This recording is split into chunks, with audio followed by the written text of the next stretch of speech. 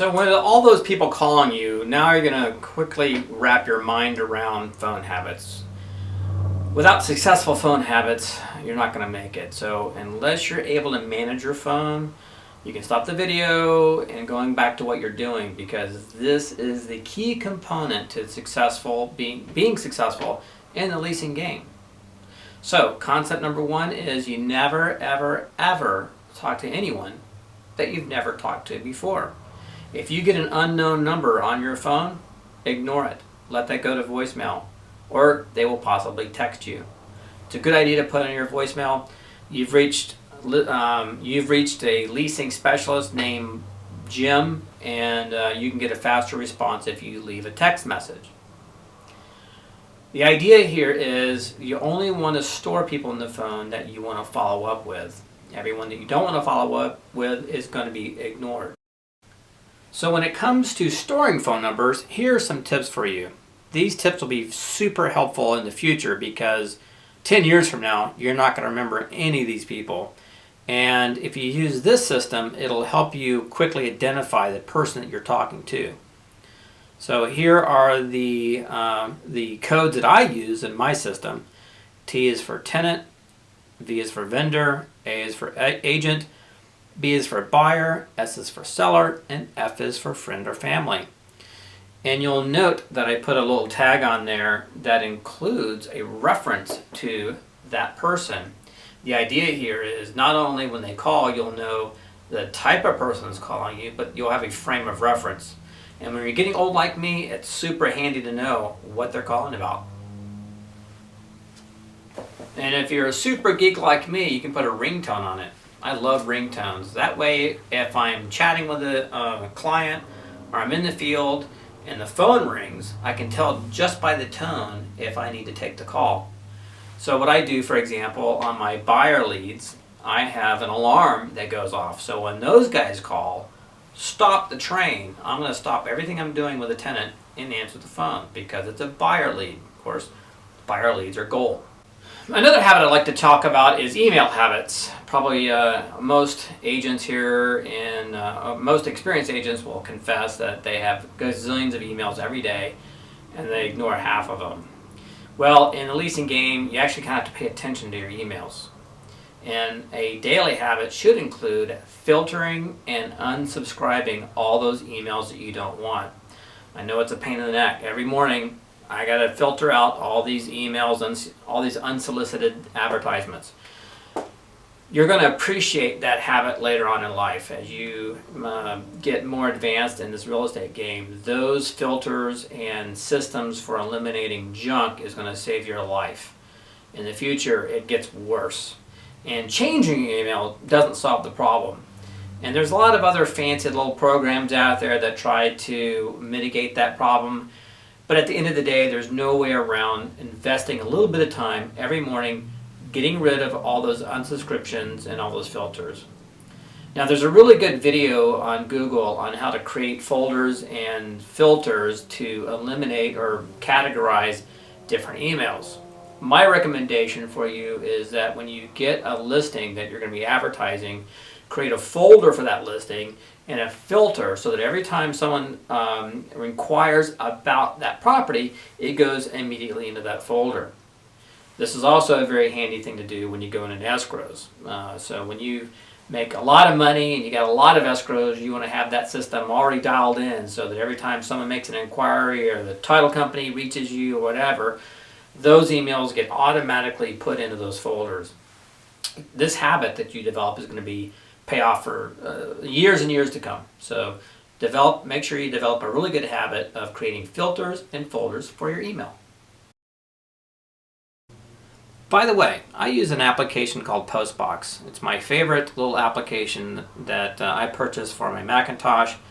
I think it runs about 50 bucks. I love this application because it's super easy to develop filters and folders for the different uses.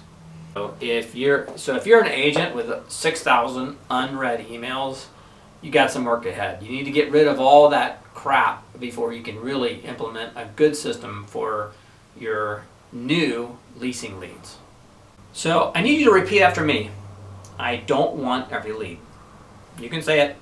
I don't want every lead. Those 20 phone calls, 19 of them don't qualify for a cupcake. You don't have time for them. You don't have time to be Mother Teresa to people that don't have a job, have poor credit, and no prayer. It's a fact of life. It's sad. It sucks to be them, but you don't have time. You're only going to focus on one of those 20 leads. The idea here is at the end of the week, you've got 3 to 5 really good leads. So when someone contacts you via email or text or voicemail or whatever, you're going to prepare a text that you're going to respond with. There are 3 reasons why you want to have a script. Number 1 is you can save time by not having to describe the property on the phone to every person that calls you. The second reason why you want to have a script is that you have a consistent response. This will keep you out of trouble. No one's going to claim that you're discriminatory or whatever. The third reason is it's super handy to keep track of the conversations. When you're getting old like me, it's impossible to keep track of all the conversations you have with people. And the beautiful thing about text and email is that you have a running log of the dialogue that you've been having with this person. This enables you to make a decision later on as to whether or not you want to work with them. So this script is going to be in a notepad. If you use Macintosh, it's called Notes. On the PC, there's probably a very similar type of application, or you can use it in Word document. And in the Word document, you're going to have the 3 components of your script. The first component of the script is going to be the description of the property and a link to it. The idea here is you don't want to spend hours on the phone telling people it's a 3-bedroom and it costs $1,400 a month or any of that stuff. By providing a link to the property, you're going to answer all the questions they could possibly have. A bonus would be to have a video of the property. So if you do actually end up showing the property, it's a good idea to go ahead and videotape the property, put that property on YouTube, and then do a link to the video in your advertising. The whole idea here is you can save yourself a trip. If someone sees the property and they go, oh, I don't like it because the master bedroom's upstairs, what have you, you've saved yourself a lot of trouble. So here's a video that will kind of show you, give you an example of the technique that I use in order to respond to tenants.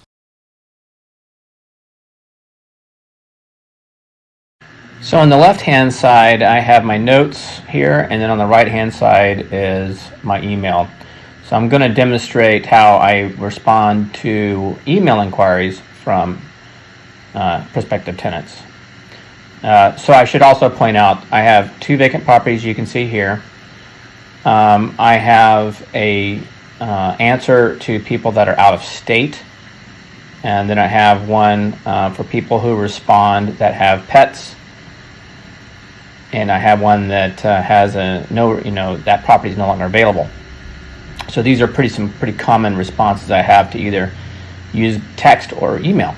So let's pretend we have an inquiry on this vacant property, Juniper Hills. So I just copy this section of it and I paste it into my email, and off I go. So what you can see here are the properties that are on my notes or scripts also match what's on my phone. This is super handy when you're out in the field or just laying on the beach in Mexico or a bar in Mexico. Yeah, that's me in a bar in Mexico. So the tenants that don't respond to your liking or you don't think they're qualified, this is the part where you become elusive. You stiff arm them. If they demand on getting a response or you feel compelled to give them a response, then what you can say is, I'm with a client, I'll get back to you later. Now, that later may be never, but the idea here is you want to never talk to that person again if they're not qualified.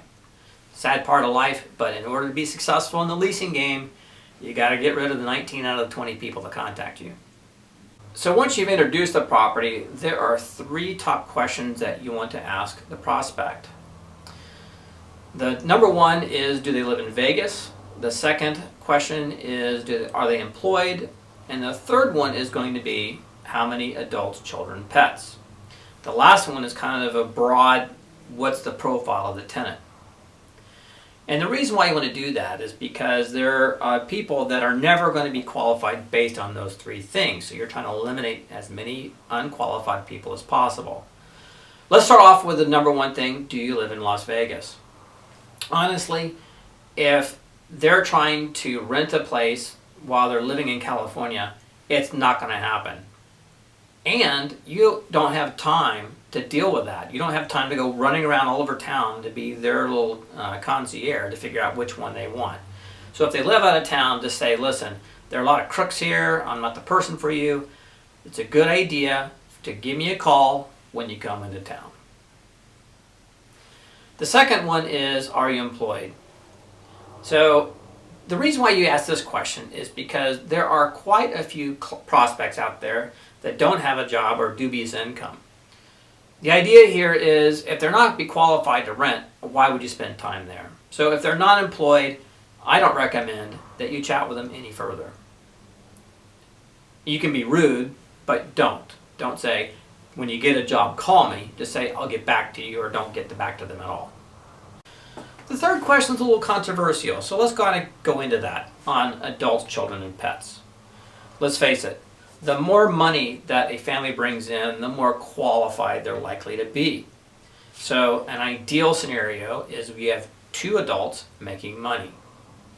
The other thing you need to be concerned about is pets. Now, I know there's a lot of people out there with comfort giraffes and emotional cats and things like that. That's fine, but you don't have time to be doctor, and you don't have time to be trying to figure out which properties do take pets and which ones don't. Fundamentally, I think you're wasting your time if you're playing with people with pets, but it's up to you to decide if you want to play with that. If they do have a dog or cat or whatever that falls in the category of a protected class, that's fine. My recommendation is to use petscreening.com to make certain that they actually have this legitimate pet.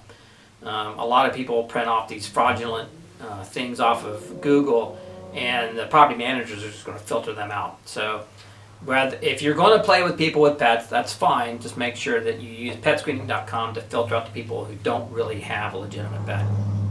So if that prospect survives those top three questions, here are 5 questions that I'm going to recommend that you ask so that you can determine whether or not you should work with them. The number one question you should ask is, why are they leaving their current location? If they give you an answer like, my landlord is a jerk, or there's a lot of roaches, or it's a bad neighborhood, chances are they are the ones that are being the problem and not the landlords. I wouldn't recommend working with them. A second one would be, how long you've been with your current job. If they've been with their current job or occupation for more than a couple of years, then you are in business because they are going to be a qualified prospect. Next question is, what is your credit score? Honestly, there's no reason to play with anyone in the leasing game with a credit score less than 650. Anything less than 650, their chances of success drop off dramatically. If their credit score is like 550 or less, forget about it. They're not going to make it. And you don't have time to play with them. It's a sad fact. So only play with people that have a credit score of 650 above.